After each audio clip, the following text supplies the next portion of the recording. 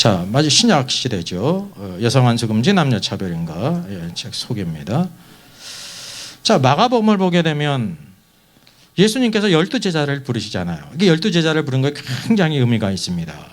새로운 시대가 열리는 거 아닙니까? 그 아들이 직접 오셨고, 누가 이제 신약 시대의 기초 소개될 것인가가 이제 제자를 부르시잖아요.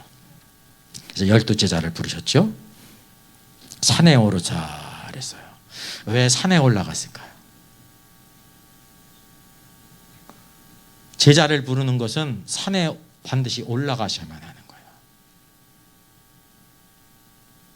산상순의 말씀 어디서 가르치셨어요? 산상순이라고 그랬잖아요. 그 산지 산 위에 높은 산에서 하나님께서 십계명을 주실 때 어디서 주셨어요? 편한 곳에 평지에서 주시지 왜 시내 산에 꼭 올라가야 돼요? 높은 곳에 올라가야 된다는 거예요. 오늘도 성도들이 뭐냐면 산에 올라가야 되는 것입니다. 예수님의 모습에 변형된 것이 어디입니까? 홀몬산, 백두산보다 더 높은 산이에요. 세 제자를 데리고 올라갔잖아요. 반드시 높은 곳에 올라가게 될 때 그 모습이 변형되는 거예요. 그 영광을 볼 사람은 뭐냐면 특별히 따로 데리고 올라가면서 산에 올라간 사람, 베드로, 야고보, 요한. 주님이 재림 때에 그렇게 변형된 모습, 얼굴이 해같이 빛나는 모습으로 오시지 않습니까? 그 산으로 올라가야 된다는 거죠.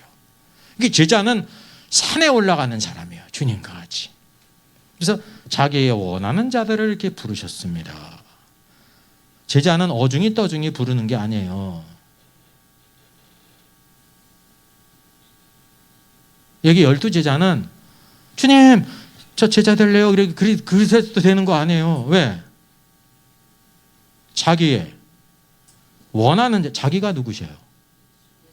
예수님께서 원하시는 자들, 아버지의 뜻 안에서 예수님이 원하는 자들을 다 부르셨단 말이죠. 특별한 여기에 분깃이 있다는 거죠. 이 12제자의 특별성입니다. 그래서 12를 세우셨잖아요. 12, 13도 아니고 12를 세우셨잖아요. 그래서 이는 자기와 함께 있게 하시고, 주님이 이 땅에 계실 때 같이 있게 하시고, 또 보내사 전도도 하고 귀신도 내쫓는 권능을 가지게 하려 하심이라 그랬습니다. 근데 이 김세용 교수는 여성 안수를 주장하면서 여기 보면 예수님께서 분명히 신약 시대를 시작하시면서 12제자를 부르신 것은 대단히 놀라운 일인데, 여기 12제자 가운데 여자가 있어요, 없어요? 없다니까요. 근데 여자가 있다는 것을 주장하려는 결심을 했어요, 이분은. 그래야 이제 여성 안수가 근거를 갖거든요. 왜 예수님이 여자들을 부르셔야 됐는데, 마음으로는 여자들을 부르셔야 됐는데 못 부르셨다는 거야. 왜냐하면 그 뒤에 사람들이 사고가 너무나 완강해가지고 여자들을 불렀다고 하면 복음의 효율성이 떨어지기 때문에 그 효율성을 생각해가지고 불러야 될 여자들을 안 부르시고 남자들을 불렀다는 거예요. 김세형 교수가. 그 성경에 그런 걸 찾을 수가 있습니까? 없습니까? 없죠. 흔히 이렇게 하는 거는 누구는 그렇게 할 수 있냐면 이 땅의 정치가들과 책략가들은 그렇게 할 수가 있습니다. 반드시 원칙은 이러한데 이런 어려움이 있으니까 이렇게 한다는, 이 땅의 정치가처럼 예수님이 행하셨습니까?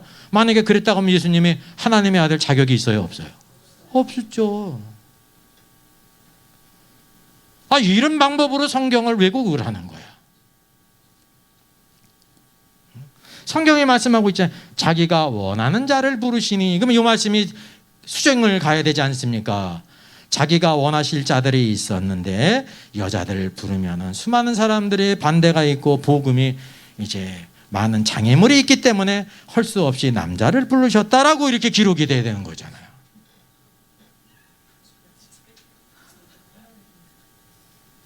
그러면 신학은 성경에서 나오는 거예요. 근거가 없는 신학 아닙니까? 그러니까 이런 이유가 뭐냐면 거짓 선지자가 되는 거예요.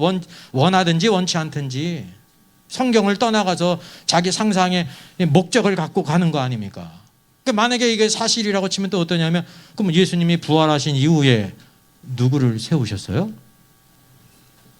가룟 유다는 자기 갈 곳으로 갔기 때문에 한 명을 보선해야 되지 않습니까? 사도행전 1장에 나오잖아요. 그러면 그때 적어도 누구를 선택해야 돼요? 여자를 선택해야죠. 근데 누굴 선택했어요? 마띠아.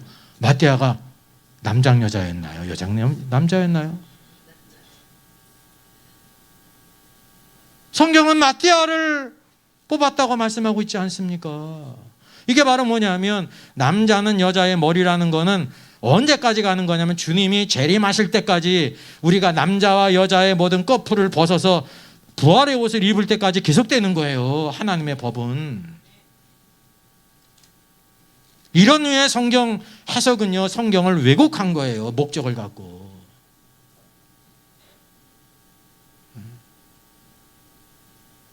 가르치는 자의 권세가 있거든요.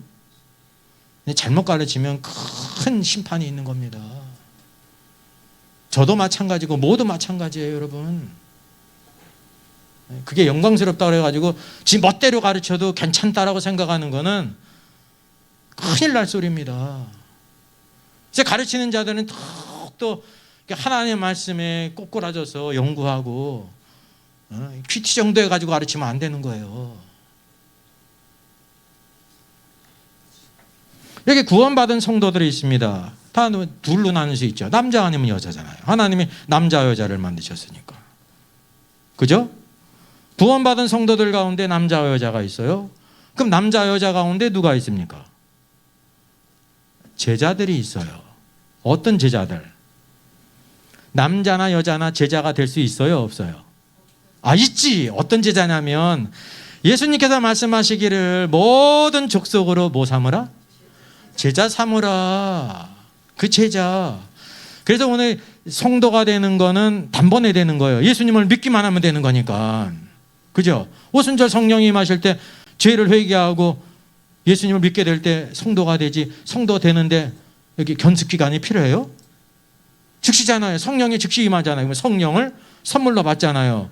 그렇게 신자가 된 다음에 목표가 바로 뭐냐면 제자가 되는 거예요. 주님을 닮아가고 주님을 따라가고 주님을 높이고 주의 뜻대로 사는 사람이 되는 겁니다. 그래서 우리 모든 신자는 제자들이 되는 겁니다. 제자는 누가 있어요? 남자나 여자가 있는 거예요. 그런데 여기 중요한 것은 예수님이 이 땅에 계실 때 공생애 가운데 12제자를 부르셨는데 이 12제자와 이 마태복음 대위임 명령에 따라서 신자들이 제자가 되라고 했는데 그게 같은 걸까요? 아니죠. 구별이 되죠. 여기는 특별히 주님이 원하신 자를 불렀을 뿐 아니라 자기와 함께하고 공생의 기간 가운데 주님과 함께한 사람입니다. 자기와 함께하고 주님의 가르침을 받고 전도도 하고 권능을 받아서 행하던 사람이라는 사실이죠. 그래서 여기 모두 다 12제자는 남자였어요. 남자는 누구냐면 여자의 머리인 남자라는 겁니다. 그리고 지금 12제자가 베드로를 비롯해서 지금 제자로 부름을 입었잖아요. 나중에 사도가 되잖아요. 그러면 그들의 와이프는 어떤 위치에 있었을까요? 아내들은. 예? 돕는 배필인데 뭐 했을까요?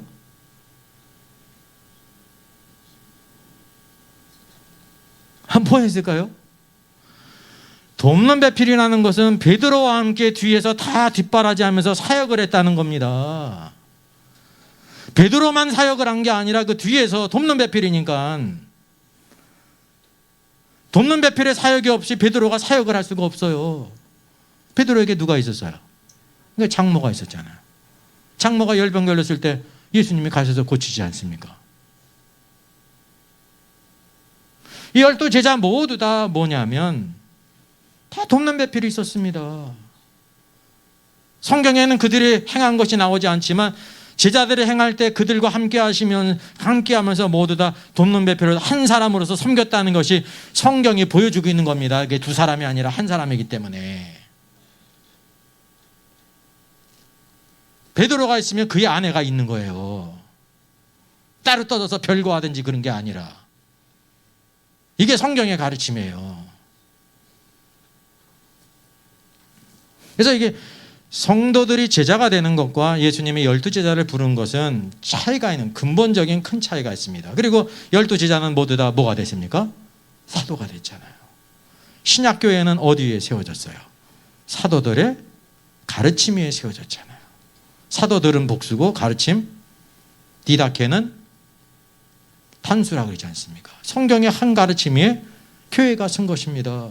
새 예루살렘의 12 기초석에 누구의 이름이 기록되어 있어요? 12 사도들의 이름이 기록되어 있잖아요. 그러면 오늘도 우리들이 제자로 살면은 12 기초석에 이름이 기록됩니까? 아니잖아요. 이게 구별이 된다는 거예요. 구별. 신자들은 예수님을 따라가는 자로서 제자가 되는 것이 12 제자와 같이 된다는 뜻이 아닙니다. 우리는 예수님이 계실 때 있었어요? 없었어요? 없었잖아요. 특별한 위치에 있었다는 거죠. 12 사도들은. 유일성에 있는 거예요. 유일성. 이게 모두 다 남자였다는 것을 기억해야 돼요. 남자였다. 왜 남자였느냐? 하나님의 창조의 원칙 가운데 그대로 그 모든 법을 따르고 있다는 겁니다. 그리고 어느 누구든 베드로든지 야고보든지 누구든지 자기 돕는 배필에 도움이 없이 주님의 일을 할 수 있는 사람이 없는 거예요. 그들은 돕는 배필이기 때문에 단지 성경의 기록에 남아있지 않은 거지. 예? 베드로가 있으면 그 뒤에 누가 있는 거예요? 그의 아내가 있는 거예요. 쉽게 얘기를 하면 베드로가 이렇게 11조를 냈어요. 그럼 누가 낸 거예요? 그의 아내도 같이 낸 거라니까.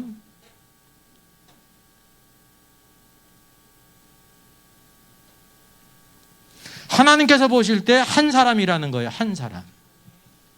이것이 뒤바뀔 수 없다는 거죠. 이것을 뒤바꾸는 것이 순리를 영리로 바꾸는 것입니다. 동성애와 같은 것입니다. 아버지의 이름이 어떻게 거룩히 여김을 받으시냐면 하나님의 뜻이 창조의 원칙에 그대로 교회 안에 나타나야 되는 것입니다. 그러니까 구약시대 4000년 역사상 하나님의 법을 뒤엎은 사람은 아달랴 한 사람밖에 없었다니까요. 사악한 이세벨의 딸, 아들이 죽었을 때 손주들을 죽이고 왕이 된 여자, 기네스북에 올라갈 여자죠. 구약의 여자들이 오늘날의 여자들보다 들떨어져 가지고 그랬느냐? 아니에요. 하나님의 법을 확실히 알았기 때문에. 그런 면에서는 이 시대 여자들이 또 신앙이 못한 거죠. 그래도 된다고 생각하는 사람이 많이 있잖아요. 남자가 여자가 다 차별이 없는데 이라고 하면서. 그건 차별의 문제가 아닙니다. 구별해. 남자와 여자를 완전히 구별하십니다. 구별해요. 그래서 그리스도가 구속한 여성에서 김세영 교수가 이렇게 주장하지 않습니다. 예수님이 이제 부활하실 때 차별이 없는 세상을 보이시기 위해서 막달라 마리아에게 첫 번째 보이셨다는 거예요. 이것도 이제 자의적인 해석이죠. 맞아요. 막달라 마리아가 부활하신 예수님의 첫 목격자 아닙니까? 그게 여성 안수의 조건이 되는 겁니까? 아니에요. 예수님이 사랑하는 자에게 먼저 보이시는 거예요. 이거는 지금 여기 주제가 아니기 때문에 따로 언급하지 않습니다. 그러니까 옛 창조 질서에 있던 세 가지가 있었는데 인종, 성별, 신분의 차별이 예수님의 부활로 말미암아 없어졌다는 것입니다. 그것을 갈라디아서 3장 28절에 명확하게 설명하고 있다고 말합니다. 이 갈라디아서에 있는 말씀은 예수 그리스도를 믿어서 칭의를 받는데 인종이나 신분이나 모든 차별이 없다는 거지. 만약에 그렇다고 하면 차별이 없으면 다음 주일날 떡볶이 해야 되겠네. 누가 말씀을 전하는지? 누구든지 다 말씀을 전할 수 있는데 떡볶이 하든지 그래야지. 가위바위보 하든지요. 예? 세상에서도 그래요? 세상에서도 선생님 예수님이 부활해주고요. 인종이나 신분이나 모든 차별이 없대요. 선생님이 선생님이고 저는 학생이지 않습니까? 이 차별이 없어졌어요. 선생님이 이제 여기 앉아서 배움을 가르치세요. 제가 오늘은 가르치겠습니다 하는 애들 생기겠네? 그게 차별이 아닙니다. 자격의 문제지. 그랬다고 그래가지고 선생님과 학생 가운데 그게 동등성을 부인하는 겁니까? 동등하죠. 부모 자식 간에도 그러겠네요. 엄마 아빠나 저희나 하나님의 형상으로 만들어가지고 동등하죠. 그래 동등하다. 그러면 나 아빠 말 안 들을 거야. 그럴 거 아니에요. 동등하니까. 수많은 이런 문제가 생깁니다. 조금만 적용해 보면 요 말씀 갈라디아서에서 말씀은 우리가 죄인이 이방인이 누구든지 의롭다함을 받는데 인종이나 신분이나 모든 것에 차별이 없다는 것을 말하는 거예요. 갈라디아서 말씀은 교회 안에서의 모든 구별이 있지 않습니까? 어디를 가정에서도 구별이 있죠. 부모는 부모고 자녀는 자녀지. 교회에서도 마찬가지죠. 어디를 가서 마찬가지. 회사를 가도 상사가 있고 밑에 부하 직원이 있는 거지. 그리스도가 부활했기 때문에 차별이 없다고 그러면서 대리가 부장 노릇하면 됩니까? 세상에서는 없는데 자꾸만 교회에서는 그런 사람들이 생기는 거예요. 이렇게 잘못 가르치니까.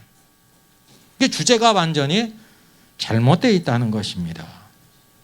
자, 그래서 여기 보면 사복음서가 있어요. 사복음서 A. 여기에서 예수님께서 12제자를 부르셨습니다. 모두 남자였습니다. 그죠? 그게 예수님이 원하는 자들. 특별한 분기시에요. 예수님과 함께 있으면서 훈련받아가지고 그들에게 전도도 하고 권능을 주셔가지고 나중에 사도로 보냄을 입지 않습니까? 이게 이제 사복음서였고, 그리고 또 다른 부분에서 사복음서 가운데 누가 있냐면 제자가 있느냐면 여제자는 없어요. 사복음서에 여자 제자가 없어요. 근데 남자 제자 가운데 누가 있어요? 아리마대 사람 요셉은 제자라고 불렸습니다. 이 제자는 12제자와 구별이 되는 것입니다. 예수님을 이렇게 따랐다는 거죠. 끝까지 섬기고 주님을 이제 장사 지내고 했다는 것을 말하죠. 그래서 사도행전에 있는 것처럼 우리가 마태복음의 모든 말씀을 따라서 모든 족속을 제자로 삼으라. 사도행전에서는 내 증인이 되라 그러지 않습니까? 그러니까 사도행전에 누가 나오냐면 남자로서 제자가 있고 여자로서 제자가 있는 거예요.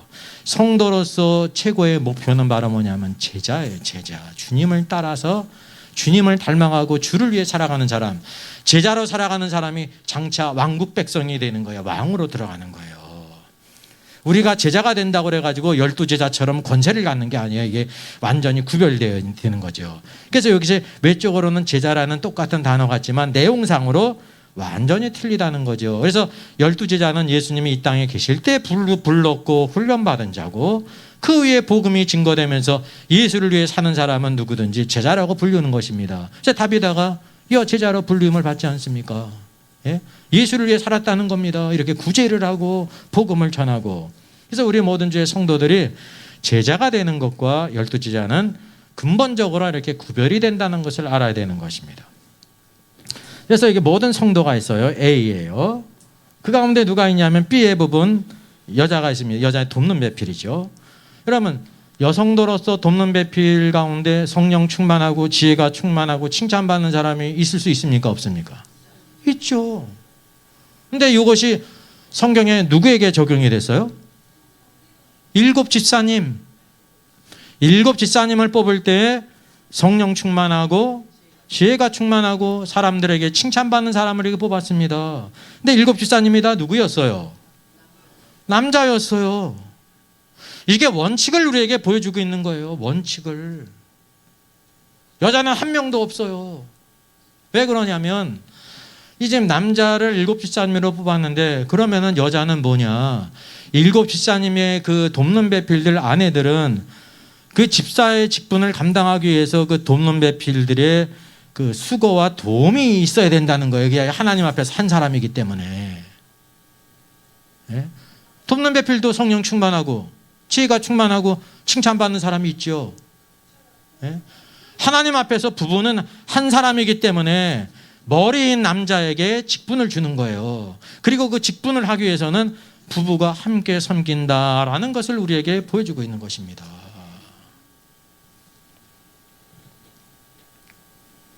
디모데전서를 보게 되면 집사의 자격에 대해서 말씀하고 있잖아요. 직접적으로 말씀하고 있죠. 첫째, 맨 아래 한 아내의 남편이 되며 그랬습니다. 한 아내의 남편이란 것이 뭐냐면 이거는 능력의 문제가 아니에요. 하나님이 정하신 거예요. 왜? 하나님께서 아담을 먼저 만드시고 나중에 여자를 이제 갈비뼈로 만드셨잖아요. 헤드십이 남자에게 있고 여자는 돕는 배필에 위치해 있기 때문에 집사는 반드시 한 아내의 남편이 되어야 된다라고 말씀하고 있어요. 이거는 뭐를 내포하고 있냐면 첫째, 누구는 안 된다는 거예요. 첫째, 남자일지라도 미혼 남자는 될 수가 없다는 걸 말하는 거예요. 왜? 한 아내의 남편이어야 되니까. 둘째는 남편인데 누구는 또 안 돼요. 네, 두 아내를 둔 자는 자격이 없는 거예요. 왜? 한 아내의 남편이기 때문에. 네, 두 아내를 둬가지고 교회 직분을 받을 수 있으라고 생각하는 사람은 꿈을 깨셔야 돼요.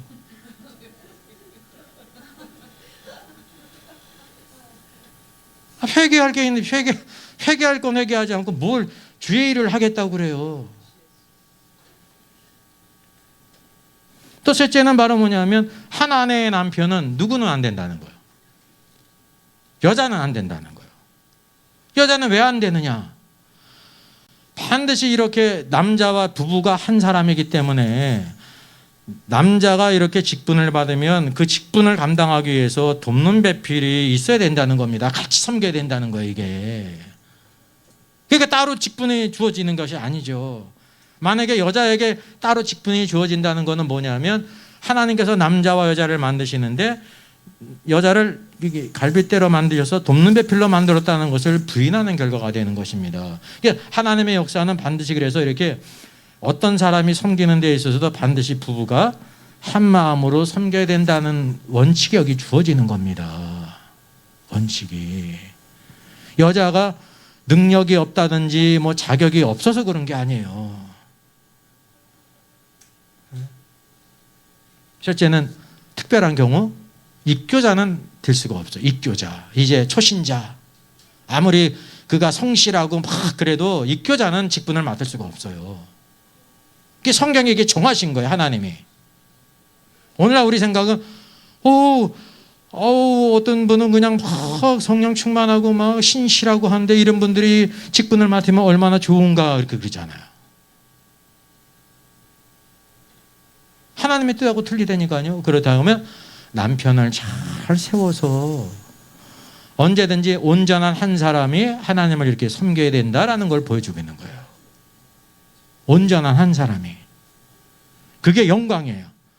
그게 여자의 리더십이고 남자의 축복이고 그렇다는 것입니다. 이게 쪼개질 수가 없다는 거예요. 왜? 남편과 아내는 한 사람이기 때문에. 위에 있는 부분은 인성적인 부분이죠. 네 번은 없어야 될 거. 술을 즐기면 안 되고 구타하면 안 되고 다투면 안 되고 돈을 사랑하면 안 되고 위에는 이제 에버 그랬는데 있어야 될 거 책망할 것이 없고 나그네 잘 대접하고 절제하고 신중하고 단정하고 관용하고 그리고 위에 성경을 잘 가르칠 수 있는 자 이제 감독의 자격과 동일합니다. 그래서 이제 감독의 자격이나 집사의 자격 가운데 하나님의 정하신 부분은 공통 부분이 뭐예요? 한 아내의 남편이어야 된다. 왜 그러냐면 여자가 능력이 없다든지 자격이 없다는 문제가 아닙니다. 하나님의 창조의 원리 가운데 반드시 남편과 아내가 한 몸으로 섬겨야 된다라는 것을 보여주고 있기 때문에 그런 것입니다. 그 창조 때와 타락의 관계가 있습니다. 여자가 가르치는 것과 남자를 주관할 수 없는 이유를 디모데전서에서 말씀하고 있습니다. 디모데전서는 이제 에베소 교회 성도들에게 주어지는 거 아닙니까? 지금 디모데가 에베소 교회를 목회를 했잖아요. 아까 나타난 것처럼 고린도 교회에 이제 그런 가르침의 문제가 일어난 경우가 있었고 에베소 교회에 있었습니다. 그래서 직접적으로 성령께서 사도 바울을 통해서 말씀하세요. 네. 아담이 먼저 창조됐다. 하와는 나중에 창조됐기 때문에 여자가 교회에서 가르칠 수 없다라고 말하고 있는 겁니다. 이게 뜻이 바로 뭐냐면 아담에게 헤드십이 있다는 거예요. 여자는 돕는 배필로 만들어라는 거죠. 이거는 타락하기 전이죠. 그 둘째, 타락을 언급해요. 아담이 속은 것이 아니라 아담이 뱀에게 속은 것이 아니라 여자가 뱀에게 속아 죄에 빠졌기 때문이다. 죄를 들어오는데 누가 앞장섰어요? 하와가, 여자가. 그 여자의 죄는 바로 뭐냐면 가까이는 누구를 쉽게 얘기하면 반역을 한 거예요. 하나님께서 아담을 머리로 세우셨는데 당신 네 가진 게 무슨 머리냐? 내가 생각해 보니까 이거 먹으면 하나님과 똑같아지면은 아담이 하와 밑에 있는 게 되는 거네. 하나님과 똑같아지면요. 그래서 먹은 거예요. 위로는 하나님의 준엄한 명령, 아담을 통해서 말씀하셨잖아요. 선악을 알게 하는 나무 열매를 먹으면 청령 죽으리라. 아담을 통해 들었지 않습니까? 그까진 게 뭐가 대수랴? 그럼 이게 큰 죄입니다. 우리는 그까진 거 가지고 그럴 수 있지라고 생각할 수 있잖아요. 그까진 거 선악과 얼마 된다고 이렇게 그렇게 생각할 수 있잖아요. 하나 그까진 거 과일 비싸봐야 100만 원이면 될 걸 이렇게 생각하든지. 이게 하나님의 유일한 법이었어요. 유일한 법이에요. 그게 원죄라니까, 원죄.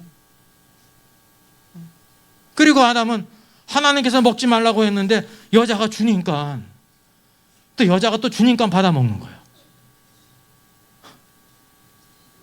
이게 큰 죄라는 거죠. 그래서 여자가 가르치는 것과 남자를 주관할 수 없다라는 것을 말하고 있습니다. 가르치는 것은 강도권, 주관하는 것은 치리권이에요. 치리권. 구약시대 족장들이 가지고 있었고 왕이 가지고 있었고 또 이제 제사장의 권세. 그리고 이제 선지자는 하나님께서 누구든지 쓰실 수가 있어요. 그럼에도 불구하고 4,000년 동안 딱 몇 명을 지었어요? 4명. 4명 중에서도 1명은 거짓 선지자. 노아대하는 거짓 선지자나요. 뇌물을 받아먹고 거짓 것을 예언한 여자.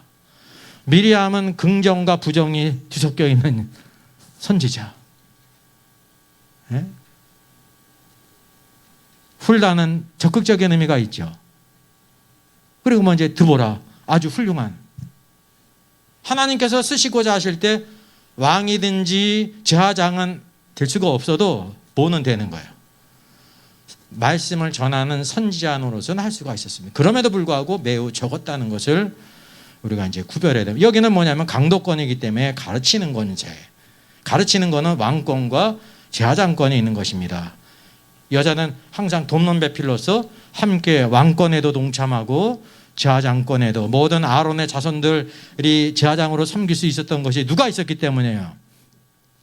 그의 아내들이 있었기 때문에 같이 섬긴 거예요. 하나님께 성막에 나가서 섬길 때는 그 남자들이 섬겼지만은 그 모든 과정 가운데 그의 아내들이 뒤에서 돕는 배필의 역할을 했기 때문에 나갈 수가 있었다는 걸 보여주고 있는 겁니다. 왜? 한 사람이기 때문에. 자, 그래서 창조 때와 타락 후의 신약시대의 관계가 어떤 관계를 우리에게 보여주고 있냐면요. 성경이 말씀하고 있을 때 아담이 남편이고 하와가 아내 위치하지 않습니까? 에베소 말씀에서 아내들아 말씀하고 있어요. 남편에게 복종하라 그랬어요. 정말 이해하기 어렵죠. 순종하라도 아니고 복종하라요. 근데 성경은 복종하라요. 어떤 관계냐면 모든 몸의 지체가 머리에 순종합니까? 복종합니까? 복종하죠. 복종이라는 거는 생각할 필요도 없이 그냥 자연스럽게 나온다는 겁니다.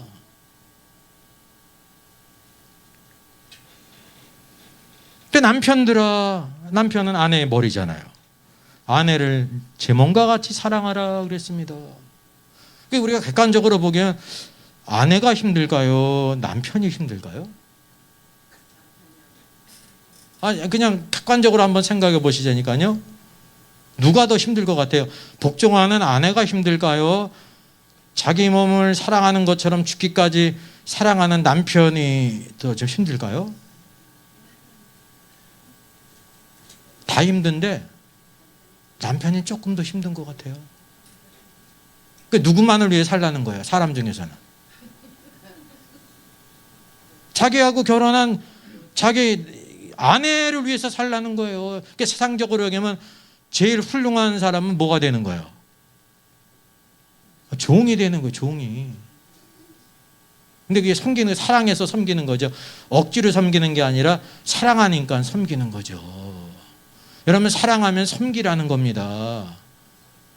사랑하면은 저 사람을 어떻게 나한테 부려먹을까 그게 아니라 그냥 섬기려고 그러는 거 아닙니까? 연애할 때 생각해 보세요. 그냥 주지 못해가지고 안 나랬지. 왜 이렇게 안 받아주나, 그죠? 결혼하기 전에 그랬을 거 아니에요. 막 선물하는데 안 받아줘서 안 달랐지, 안 받아주니까 아유 굳었구나 그래 생각하는 사람 있습니까? 그죠? 왜냐면 사랑하니까 자꾸만 주고 싶은 거 아닙니까? 그죠? 자꾸만 받아줘야 또 이게 뭐가 되는 거지, 진도가 가는 거니까. 그 원래 사랑은 뭐냐면, 사랑은 섬김을 받으려는 게 아니라 주는 거고 섬기는 거거든요. 그러니까 하나님께서 보실 때 그게 훌륭한 남편이고요. 그리고 아내들 입장에서는 뭐냐면 남편에게 복종하는 게 훌륭한 아내라니까요. 비록 그래 이제 못난 남편이 있어가지고 자기밖에 모르는 남편이 있을지라도 아내가 늘 그냥 복종하고 막 이렇게 하면 높이면 주인으로 맞들어 섬기면요, 그 변하는 거예요. 사람이니까. 예수님이 우리를 그렇게 섬기신 것처럼. 그래서 이 세상에서 가장 힘든 게 남편 노릇하는 거고 아내 노릇입니다.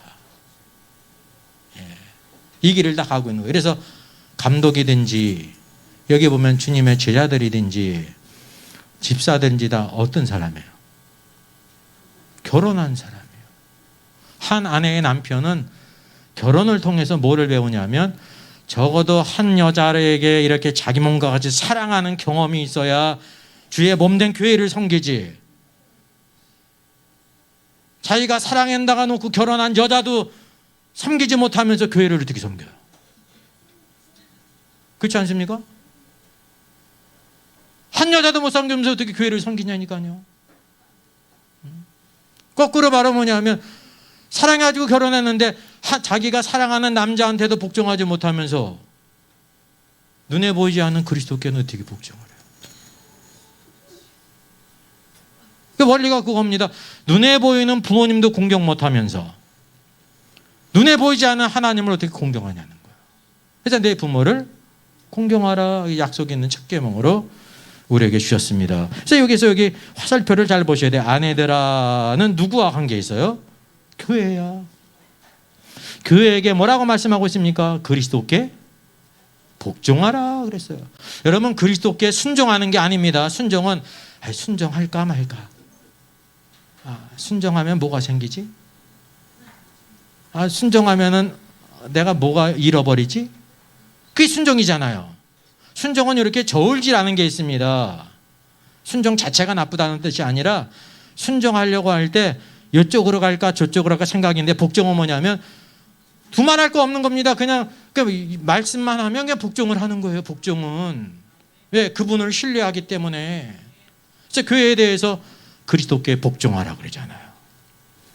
아내에게 주신 말씀과 동일해요. 그리고 그리스도는 또 어떻게 우리를 섬기셨다고 말씀해요? 교회의 머리신데 교회를 사랑하셔서 자신을 주셨다는 것입니다. 죽기까지, 십자가에서 죽기까지 우리를 사랑하셨다는 거예요. 그래서 이 아내와 남편은 어떤 것을 우리에게 보여주고 있냐면 교회와 그리스도의 관계.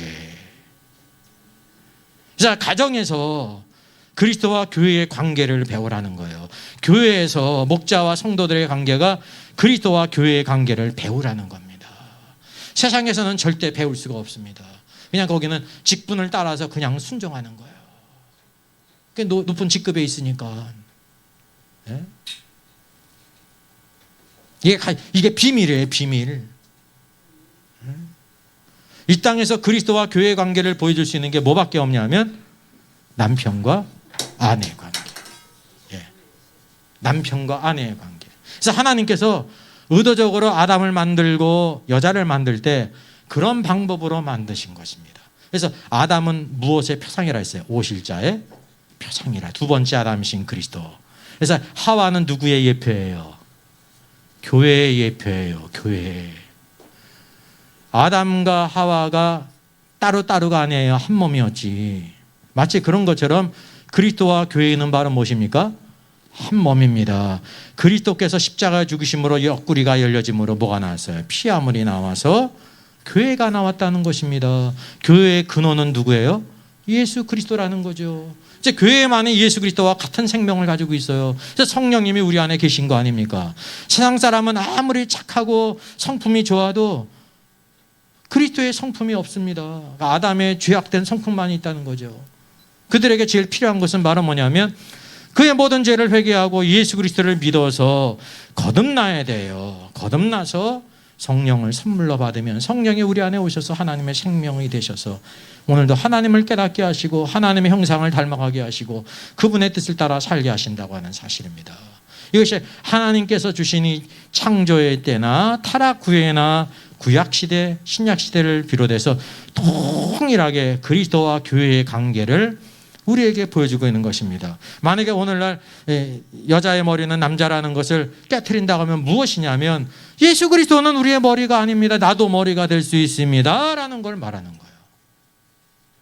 가톨릭은 누가 머리예요? 로마 교황이잖아요. 성경 위에 로마 교황이 있어요. 성경이 성경인 까닭은 교회는 교황이 대표하는 거거든요. 교회가 그것을 하나님의 말씀이라고 했기 때문에 하나님 말씀이라는 거예요. 근데 종교개혁자들은 뭡니까? 그게 아니면 성경은 그 자체가 하나님의 말씀이에요. 성경이. 우리가 그것을 뭐라고 하든지 상관이 없어요. 성경 그 자체가 하나님의 말씀이라. 성경의 권위를 인정하는 것입니다.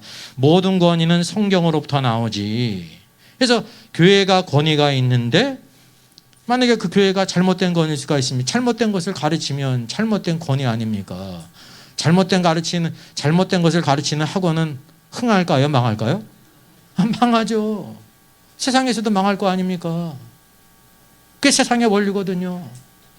하나님의 관점에서도 오늘도 아무리 교회가 흥해도 잘못된 것을 가르치게 될 때 하나님께서는 인정하시질 않아요. 다 쓸데없는 일이 되는 거예요. 쓸데없는 일. 그러니까 우리의 생각과 다르죠. 우리 생각과 달라요. 저렇게 수많은 사람들이 예수님을 믿으면 된다고 생각해. 아니에요. 믿었다고 하면 그분의 말씀을 따라 그분의 권위를 높이고 그 통치 안에서 살아가야 되는 것입니다. 그리스도의 머리 되심이 나타나야 된다는 사실입니다. 자, 여기 우리가 보게 되면 이제 연표를 간단히 여기 나타내는데요. 이제 창조 때로부터 쭉 여기 어디까지 갔습니까? 이제 구약 시대를 통틀어 나왔습니다. 창조 시대, 족장 시대, 노아 시대, 또 사사 시대, 통일 왕국 시대, 분열 왕국 시대 하면서 포로 귀환까지 쭉 나왔잖아요. 제가 이것을 쭉 구약 시대를 통틀어서 이렇게 한 까닭이 있습니다. 이 구약 시대 때 남자는 여자의 머리라는 것이 아담 이후로부터 쭉 나타났어요. 이 4,000년 동안. 구약 시대가 건 4,000년이잖아요. 신약이 지금 2,000년이고 족장이든지 왕이든지 제사장이든지 여자가 족장이 되든지 왕이 되든지 제사장이 된 적이 있어요, 없어요? 없죠. 단 한 번. 아달랴. 이세벨의 딸이잖아요. 그가 아들이 죽었을 때 손주들을 죽이고 왕이 된 여자 외에는 왜 한 명도 없냐는 거예요. 이 구약의 여자들은 지금 지능이 떨어졌습니까? 아니에요. 미리암을 보세요. 인간적인 많은 장점이 있으니까 누구도 대적을 해요. 모세도 대적하잖아요. 통일하다니까는 인간은요. 근데도 한 명도 없어. 아달랴 외에는.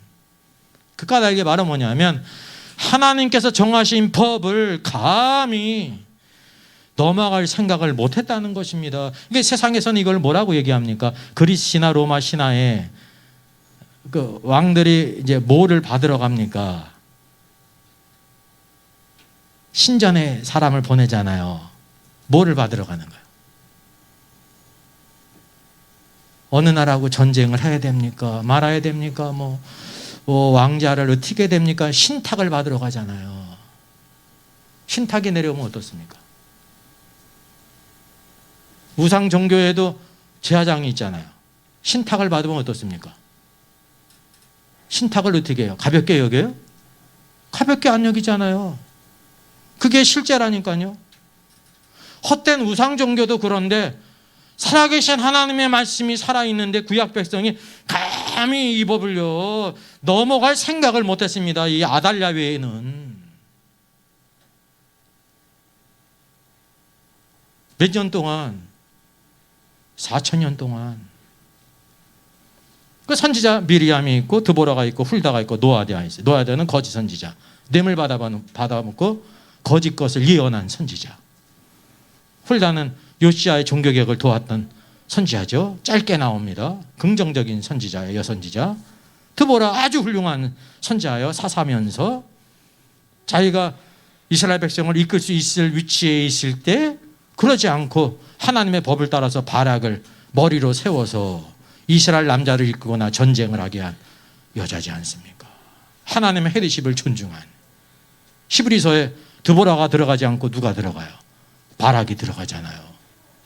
그러니까 하나님의 뜻을 안다는 것은 드보라가 아주 놀라운 믿음의 여인이었다는 것을 우리에게 보여주고 있는 거예요. 미리암이 첫 번째 여선지자인데 그가 이제 모세의 노래 부를 때 미리암이 소고치고 춤추면서 화답을 했죠. 근데 그 이후에 어떻게 됐습니까? 자기의 우월적인 지위 먼저 태어났지요. 나이가 많죠. 너만 선지자나 나도 선지자다 그러면서 모세를 대적하지 않습니까? 그래서 문둥병에 걸렸죠. 그러니까 이제 명함이 함께 있는 선지자가 이 미리암이에요. 4,000년 역사상 선지자는 4명밖에 없어요. 이거를 가지고 여성 안수의 그 근거로 삼을 수 있느냐? 아닙니다. 왕이든지 족장이든지 제사장은 한 명도 없습니다. 그래서 하나님께서 이 선지자로는 여자들도 쓸 수가 있다는 걸 보여주고 있는 겁니다. 원칙상. 근데 이렇게 아주 적은 거죠. 중요한 거는 성경을 기록한 여자가 있어요? 없어요? 한 명도 없어요. 왜냐하면 항상 여자의 머리인 남자를 통해서 그 일을 행하신 것입니다. 그러니까 쉽게 얘기하면 성경을 이렇게 기록하지 않습니까? 기록할 때 그의 부인들은 뭐 했을까요? 예? 수종 들었죠. 돕는 사람이 필요한 겁니다. 그 일을 쓰는 것은 하나님의 감동을 받아서 쓰지만 옆에서 돕는 일을 누가 해야 되냐면 아내들이 함께 동참한 겁니다. 꼭 이렇게 한 몸이 필요한 겁니다. 혼자서 할 수가 없어요. 앉아서. 이게 하나님이 주시는 대원칙을 우리에게 보여주고 있는 것입니다. 근데 이 시대는 어때요? 또 우리 신약으로 넘어가 봅시다. 신약 시대 예수님이 탄생하셨죠. 그 이후에 예수님 시대에도 남자를 세우신지 않았어요. 제자들을. 사도들도 모두 다 남자였잖아요. 그리고 사도들이 지나간 다음에 교부 시대가 있죠. 사도들이 길러내는 후계자들, 폴리갑이든지 교부 시대에도 여자가 있습니까? 없습니까? 한 명도 없죠. 300~400년 동안. 중세 시대 그 암흑 시대에도 여자가 제사장 노릇하고 그런 적이 있어요? 없어요? 없다니까요. 중세 시대도 없었어요. 중세 시대에. 그러면 그 이후에 종교개혁 시대는 있었습니까? 없었습니까? 한 명도 없어요. 왜 없을까요? 여러분 이 관점 우리가 가져야 돼요. 이렇게 수많은 1000년이 넘는 기간이 흘러가면서 종교개혁이 1500년대인데 신약시대 1500년이 흘렀는데도 어째 한 명도 없냐 말이죠. 뿐만 아니라 근대시대 있어요? 없어요? 없어요. 현대 들어서 이제 1900년 넘어가면서 이제 동성애라든지 이때서야 비로소 동성애를 법제화하기 시작합니다. 이방 나라 가운데. 그 이전에는 동성애가 있었죠. 소돔성애도 있었고 고모라도 있었고 로마 시대도 있었고 그죠? 우리나라에도 신라 시대도 있고 그렇잖아요. 간간히. 근데 동성애를 법제화한 나라가 있었어요? 없었어요? 하나도 없었다니까요. 그게 본성을 거스리는 그런 이제 윤리적인 타락이라는 것을 알았습니다. 근데 이 시대는 바로 뭐냐면 이것을 국가들이 법제화하기 시작한 겁니다. 동성애를. 보세요. 국가별 동성애 수용도를 나타내는 게 지도입니다. 빨간 쪽으로 갈수록 이제 수용 가능성이 많은 거고 노란 쪽으로 갈수록 이제 수용이 불가한 겁니다. 알다시피 북미, 캐나다, 미국 다 통과됐잖아요. 남미도 다 통과됐죠. 남미는 다 종교가 다 뭡니까 거의? 카톨릭임에도 불구하고 동성애를 다 이게 법제화했습니다. 호주도 법제화했죠. 서구 세계 마찬가지 영국. 그죠? 여기 유럽 여러 많은 나라들이 이제 여기는 이제 잘 나타나지를 않았는데 그리고 이제 노랗게 나타나는 것이 이제 이슬람권입니다. 이슬람.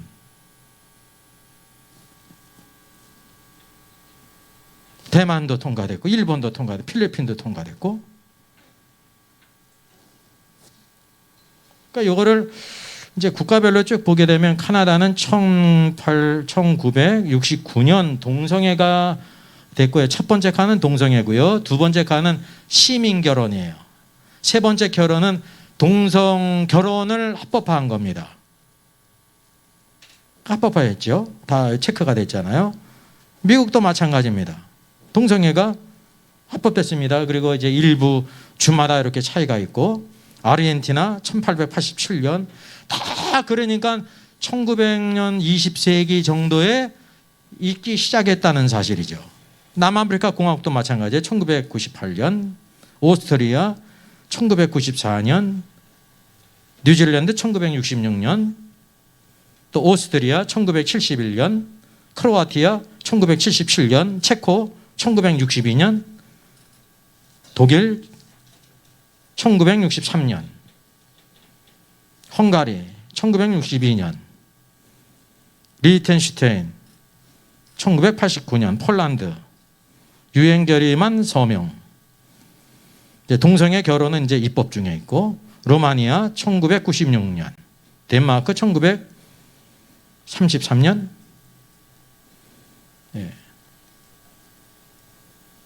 에스토니아 1992년, 페로제도 1933년, 핀란드 1971년, 그린란드 1993년, 1940년 아이슬란드, 1992년. 다 몇 년도입니까? 1900년도 초에 있고, 빠르면은 1800년도 후반에 있으면서 1900년 후반에 있으면서 계속적으로 늘어나고 있지 않습니까? 그러니까 그 이전에 약 6천년 동안은 이런 것이 전혀 이제 법제화가 없다가 이 마지막 시대에 이렇게 모든 이방 나라죠. 이제 이방 나라잖아요. 이 땅에 하나님의 왕국은 없으니까 동성애를 법제하고 그런다는 사실이죠.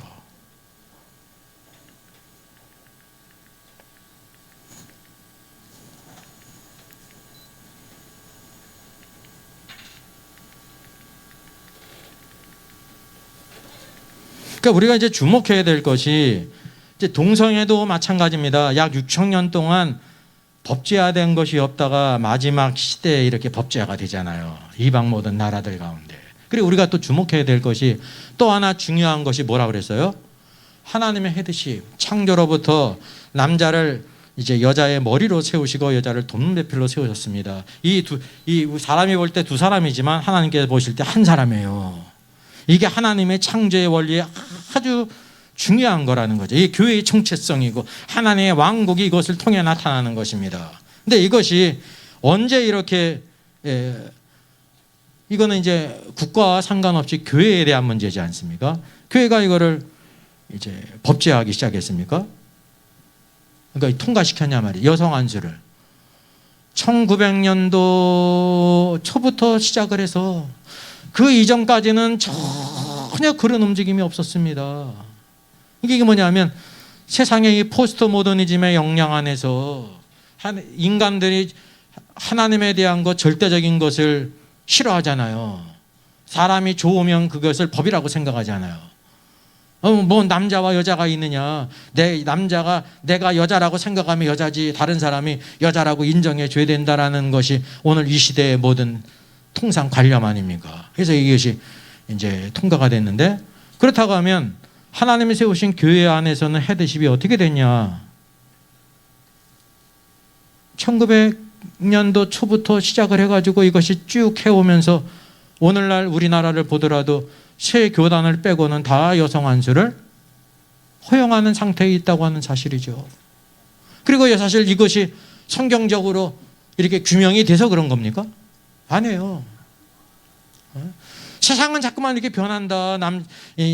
여자의 그 인권이라든지 페미니즘에 의해서 이러는데 교회가 이럴 수 있느냐? 교회가 변화해야 된다. 그래야 산다. 그러면서 세상적인 관념으로 다 이렇게 했습니다.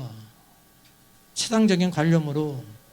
그 통합측을 보면 통합측도 이제 여성 안수를 찬성했는데 거기에 이제 총대들이 약 1,300~400명 돼요. 그런데 찬성과 반대 차이가 거의 이제 반씩 있는데 한 100표 차이가 안 지게 한 80몇 표인가? 그 표 차이로 여성 안수를 찬성한 거예요. 3분의 2도 아니고 그냥 다수결로 해가지고 통과가 된 거예요. 여러분, 하나님의 법이 그렇게 그런 것으로 통과될 수 있습니까? 만장일치로 통과가 돼도 그게 불법이에요. 신사참배는 뭐 대다수가 찬성 안 했습니까? 대다수가 다 찬성을 했잖아요. 신사참배는 우상숭배가 아니니까 괜찮다 그래가지고 다 손을 든 거 아닙니까? 그러면 그게 합법이 되는 거예요? 근데 이거는 더 성경적인 그런 조명이 없이 세상적인 관점으로 그렇게 결정을 했다는 거죠. 그러니까 하나님께서 보실 땐 이것이 아무리 복음을 많이 전해도 하나님의 머리 대심, 헤드십이 나타나지 않으면 교회는 교회가 아닌 게 되는 것입니다. 아달랴가 왕노릇 할 때 하나님의 거룩히임을 받으셨습니까? 아달랴가 왕노릇 할 때? 아니거든요. 적어도 뭐냐면 왕노릇 하지 않았을지라도 이세벨이 아합을 좌지우지할 때 그때 하나님의 이름이 높임을 받았어요? 온 나라 아니다 우상숭배에 빠졌잖아요. 그럼 850명의 바알과 아사라의 선지자가 있었다니까요. 그 조그만 나라에. 그럼 고려가 멸망했는데 멸망 가운데 한 중요한 요인이 뭐라고 얘기합니까? 돈 중에서 새로 만든 돈이 있어요. 그걸 뭐라고 그래요? 신돈. 신돈이라는 승려가 좌지우지하지 않았습니까? 근데 아합 시대에는 바알과 아사라 선지자가 몇 명이에요? 850명. 이러면 그거를 다 나라 국고로 먹여 살린다고 생각해 보세요. 온 나라 아니다 우상 천지가 됐다니까요. 그래서 역사상 가장 강력한 선지자 에일리야가 왜 그 시대에 사역을 했냐면 그 시대가 가장 악한 시대였기 때문에. 그 악한 시대의 배후에는 누가 있는 거예요? 이세벨. 이방 선지자, 여선지자 이세벨이 있는 거예요. 이세벨에 의해서 아합이 좌지우지 됐다니까요. 그러니까 아합은 그래도 하나님 백성이기 때문에 왕일지라도 나봇의 포도원을 감히 뺏을 수 없었습니다. 안 판다고 하니까 끙끙 앓으면서 고민을 했지. 그러니까 이세벨이 보니까 참 한심한 왕이야. 왕이요. 왕이 왕입니까? 그의 관령은 바로 뭐냐면 왕이니까 뒤를 뒤집어 씌워가지고 죽여놓고 빼앗으면 되지. 그래서 거짓 증인을 세워가지고 죽이잖아요. 그리고 그 밭을 뺏었잖아요. 뭐로 바꿨어요? 나물 밭으로 바꿨죠. 그게 이세벨의 사고예요. 이세벨의 사고. 근데 과거 시대에는 유다 왕국에는 이세벨이 아합을 좌지우지했고 유다 왕국에는 아달랴가 왕이 됐는데 여왕이 됐는데 오늘 이 시대는 하나가 아니잖아요. 미국은 소수 빼놓고 다 허용했죠. 유럽 교회는 다 허용하지 않았습니까? 소수만 남았습니다. 우리나라도 마찬가지죠. 그래서 이기는 자가 적은 거예요. 하나님 말씀대로 행하는 사람은 적다는 것을 알아야 됩니다. 그래서 우리가 참된 그 개혁은 바로 뭐냐면 부흥은 하나님의 말씀으로 돌아가는 것입니다.